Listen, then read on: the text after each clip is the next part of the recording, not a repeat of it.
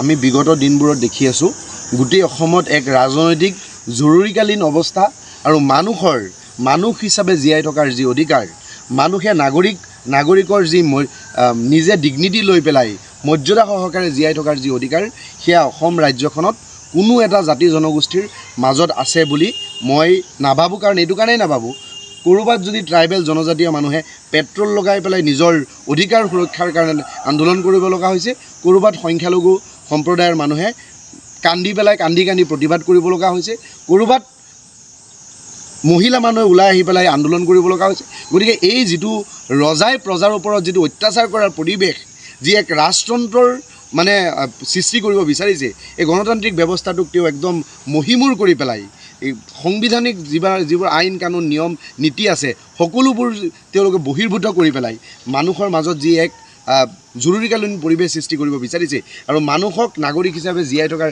যি অধিকাৰ সেয়া অসমত আমি ধাৰণা কৰিছোঁ একেবাৰে নোহোৱা কৰিব বিচাৰিছে। এইটো কাৰণেই কৈছোঁ, আজি যি ধৰণে এটা সময়ত আজি যি ধৰণে ছমহীয়া পৰীক্ষা চলি আছে কণ ছাত্ৰ ছাত্ৰীসকলৰ, আজি ক'ৰবাত আপোনাৰ ছেমিষ্টাৰৰ এক্সাম চলি আছে কলেজ বিশ্ববিদ্যালয়ত, আজি আমি যদি ওলাই যাওঁ মানুহবোৰে কয় অৰ্থনৈতিকভাৱে মানুহবোৰ জুৰুলা হৈ পৰিছে। আৰু এয়া কথা সত্য।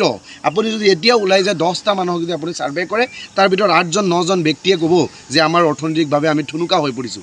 সেই সময়ত বানপানীৰ সময়ত কোনো প্ৰি প্লেন নোহোৱাকৈ, কোনো ব্যৱস্থা নোলোৱাকৈ, কোনো মানুহখিনিক অল্টাৰনেটিভ মেকানিজম ক্ৰিয়েট নকৰালৈকে সেই মানুহখিনিক তেওঁ কোনো ব্যৱস্থা নোহোৱাকৈ মানে কোনো ধৰণৰ আপোনাৰ তেওঁক বেলেগ ভূমি নিদিয়াকৈ মানুহখিনিক বাৰে বাৰে অত্যাচাৰ কৰা হয়।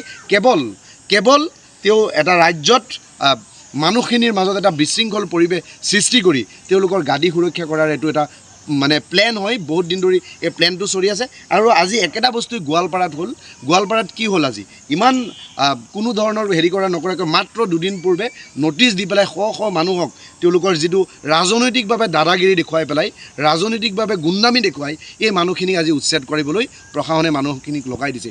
সেই কথাটোৱে এটা বস্তু স্পষ্টকৈ ইংগিত দিছে যে মানৱ অধিকাৰ, মানুহৰ যিটো অধিকাৰ, সাধাৰণ মানুহৰ যিটো অধিকাৰ সেইটো একেবাৰে খৰ্ব কৰিছে। কোনোবাখিনিত আমাৰ অনুমান হয় যে বিজেপি আৰু RSSক তেওঁ সন্তুষ্ট কৰিব গৈ পেলাই যোগী আদিত্যনাথৰ উপৰিতো, যোগী আদিত্যনাথক যি বুলডোজাৰ ৰজা বুলি কোৱা হয় নহয়, তাৰ উপৰিতো গৈ পেলাই গোটেই ভাৰতবৰ্ষই হিমন্ত বিশ্ব শৰ্মাই তেওঁ কুকাণ্ডৰ দ্বাৰা গোটেই গিনিজ বুকত ৰেকৰ্ড কৰিব বিচাৰিছে যে উচ্ছেদ কৰি পেলাই ক'ৰবাত উচ্ছেদ কৰি কোনোবা বণিক গোষ্ঠী আদানী আম্বানীক সন্তুষ্ট কৰিবলৈ, ক'ৰবাত উচ্ছেদ কৰি পেলাই হিন্দু আৰু মুছলমানৰ মাজত যিটো এটা সামাজিকভাৱে তেওঁ এটা নেৰেটিভ সৃষ্টি কৰিব বিচাৰে, সংখ্যালঘু মানুহক উচ্ছেদ কৰি তেওঁলোকক অত্যাচাৰ কৰি আছোঁ বুলি যিটো মানে তেওঁ জনমানুহত প্ৰতিষ্ঠা কৰিব বিচাৰি আছে, সেই কথাটোৱে অসমৰ জনসাধাৰণে নিবিচাৰে, সেই কথাটো অসমৰ মানুহে নিবিচাৰে। আৰু সেই কথাটো একদম একেবাৰে সংবিধানৰ পৰিপন্থী হয়। আৰু এই গোটেই কথাখিনি মই এটা কথাই কওঁ, ৰজাই যদি প্ৰজাৰ ওপৰত এনেকুৱা ধৰণৰ অত্যাচাৰ কৰে, ৰজাই যদি প্ৰজাৰ ওপৰত এনেকুৱা ধৰণৰ মানে কুশাসন কৰে, তেতিয়া সেই দেশৰ প্ৰজাৰ কি পৰিস্থিতিত আছে সেই গোটেই মানুহে অসমৰ ওপৰত আজি চকু আছে, গোটেই মানুহে দেখি আছে হিমন্ত বিশ্ব শৰ্মাৰ চৰকাৰখনে কেনেকুৱা ধৰণৰ অত্যাচাৰ কৰি আছে। ভূপেন হাজৰিকা ডাঙৰীয়াই কৈছিলে, ভূপেন হাজৰিকাদেৱে কৈছিলে তেতিয়াই, মানুহে মানুহৰ বাবে যদি অকণো নাভাবে, অকণি সহানুভূতিৰে ভাবিব কোনে কোৱা সমনীয়া।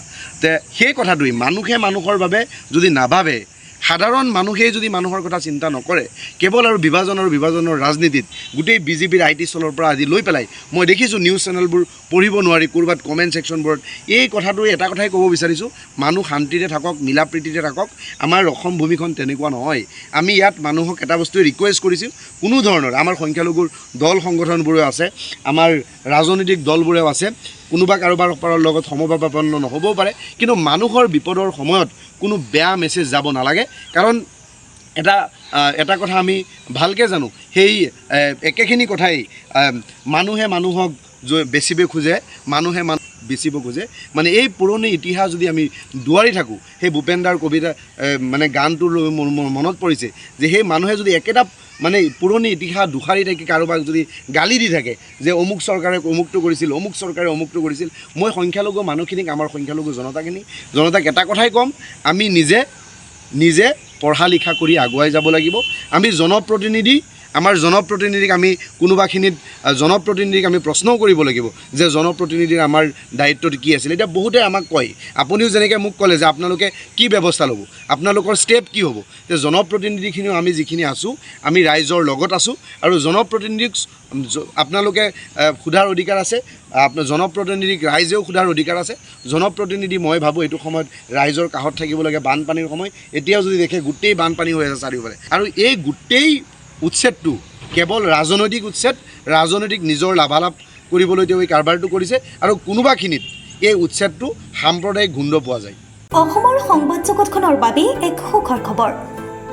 আপোচবিহীন ৰাইজৰ কণ্ঠ সাপ্তাহিক কবচ পুনৰ এবাৰ অসমৰ ৰাইজৰ মাজলৈ। স্বত্বাধিকাৰী প্ৰণীতা কলিতাৰ দ্বাৰা প্ৰকাশিত আৰু আপোচবিহীন একাংশ নপুৰণি অভিজ্ঞতাপুষ্ট সাংবাদিকৰ দ্বাৰা প্ৰচাৰিত তথা eco printing press Guwahati Katabari গড়চুকত মুদ্ৰিত সাপ্তাহিক কবচ এতিয়া অসমৰ বিভিন্ন প্ৰান্তত উপলব্ধ। আমাৰ ঠিকনা মুখ্য কাৰ্যালয় অসম ফৰেষ্ট স্কুল, হৰিমন্দিৰ পথ, গুৱাহাটী আৰু উপ কাৰ্যালয় Kalita market, Bijoynagar, Kamrup, Assam. Mobile number হৈছে 9435114666 70024722813। আমাৰ ইমেইল আইডি হৈছে kobos2025@gmail.com।